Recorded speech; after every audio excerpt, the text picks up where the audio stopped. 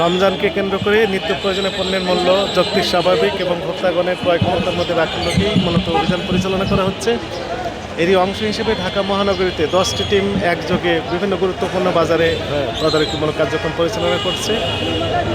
এই ঢাকা মহানগরীর শাহ আলী মার্কেটে এসে আমরা বিভিন্ন বাজার পরিদর্শন করলাম এবং বিভিন্ন বাজারের যে চিত্র আমরা দেখতে পেলাম কিছুটা সন্তোষজনক। অর্থাৎ পহেলা রমজানে যে পণ্যের দাম যেমনটি ছিল, আজকে পঞ্চম রমজানে এসে দেখলাম কিছুটা কমতির দিকে।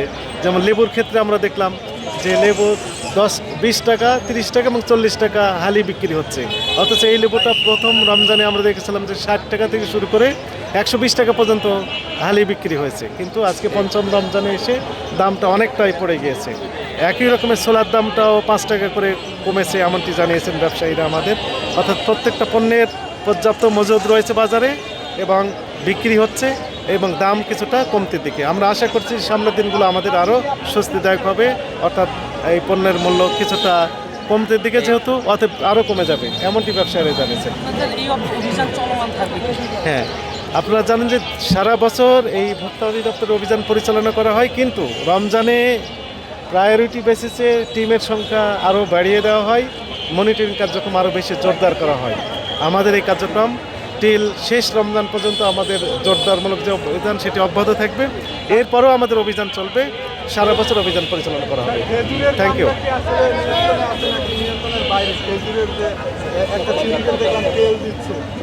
হ্যাঁ, খেজুরের যেমনটি আপনি বলছেন যে সরকার খেজুরের দাম যেন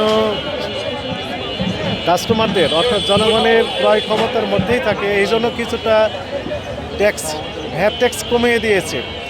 তারপরও যেরকম পজিটিভ হওয়ার কথা ছিল সেই রকমভাবে আমরা দেখতে পাই নাই। কিন্তু পজিটিভ কথা হচ্ছে যে প্রথম রমজান থেকে শুরু করে যে দামটা ছিল তার চেয়ে কিছুটা কমেছে। একই সাথে আমরা দেখলাম যে আপেল, কমলা সেগুলোর দামও 20 টাকা করে কেজি প্রতি কমেছে, এমনটি ব্যবসায়ীরা আমাদের জানিয়েছেন। আমরা আশা করছি সামনের দিনগুলো আরও স্বস্তিদায়ক হবে। Thank you.